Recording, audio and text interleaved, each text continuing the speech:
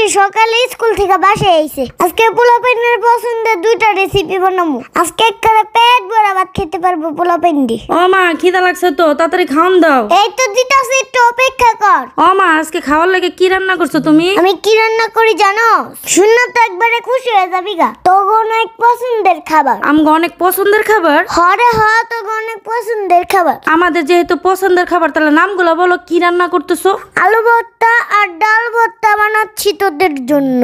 আলু ভর্তা, ডাল ভর্তা, উফ সেই মজা হইব মা। শুধু কি আলু ভর্তা আর ডাল ভর্তা, সাথে কিন্তু গরম গরম ভাতও আছে। উফ মা আজকে তো জমে ক্ষীর হয়ে যাইব। তুমি যেই ভর্তা বানাইতেছো, আমার তো ভর্তা অনেক ফেভারিট। হ জানি তো, মজা করে খাবি। তোদের যে ভর্তা অনেক ফেভারিট এটা আমি ভালো করেই জানি। তোরা তো হইছিস এক নাম্বার জালখোর। তোরা ভর্তা পাইলে কেমন যে করস সেটা তো আমি ভালো করেই জানি। হইছে তুমি যে ভর্তাটা বানাও, তোমার হাতের ভর্তা তো অনেক মজা হয়। তাহলে তোমার রেসিপিটা কও, তুমি কেমনে কেমনে ভর্তাগুলি বানাইতেছো? তো করে ভর্তার রেসিপিও কোন লাগবে এটাও জানোস না? না মানে তোমার হাতের ভর্তা অনেক মজা হয় তো, এই জন্য তোমার রেসিপিটা চাইতেছি। আমাদের হাতের ভর্তা তো এত মজা হয় না তোমার হাতের মতন। আচ্ছা আচ্ছা বলতাছি, তাহলে শুন। প্রথমে যে আমি শুকনা মরিচ গুলা ভেজে নিয়েছিলাম, লবণ দিয়ে মরিচ গুলা ভালো করে চিটকে দিয়েছি। তারপরে মরিচটার মধ্যে ধনেপাতা আর পেঁয়াজ দিয়ে দিলাম। তারপর ভালোভাবে চিটকে নিলাম। যেহেতু আমি দুই পদের ভর্তা বানাবো, আলু ভর্তা আর ডাল ভর্তা, তার জন্য আমি একসাথেই চিটকে নিলাম। তারপর দিয়ে দিলাম সরিষার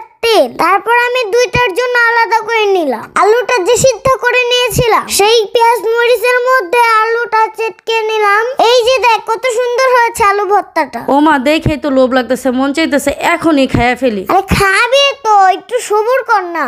ডাল ভর্তাটা বানিয়ে নি আগে। ডাল ভর্তাটা হলে তোদেরকে ভাত দিয়ে দিব। আমি কিন্তু আজকে গরম গরম ভাত রান্না করছি। সেই গরম ভাত দিয়ে আলু ভর্তা দিয়ে আর ডাল ভর্তা দিয়ে যখন খাবি, উফ কি যে মজা লাগবো। কি রে কই তো রাত্রি খাইতে ভর্তা হয়ে গেছে আমার। আর ফুলাবান্না ডাকতেছে, এখন কথা শুনবো না। আর এতক্ষণ বাদ দাও বাদ দাও বাদ দাও কইরা পাগল বানিয়ে লাইছি। কি রে আবি তোরা নাকি আমি নিজে নিজে একলা একলা খাইলামো? আমা কও তো করে যে খাওয়ার লেগে ডাকতেছি, শুনোস না?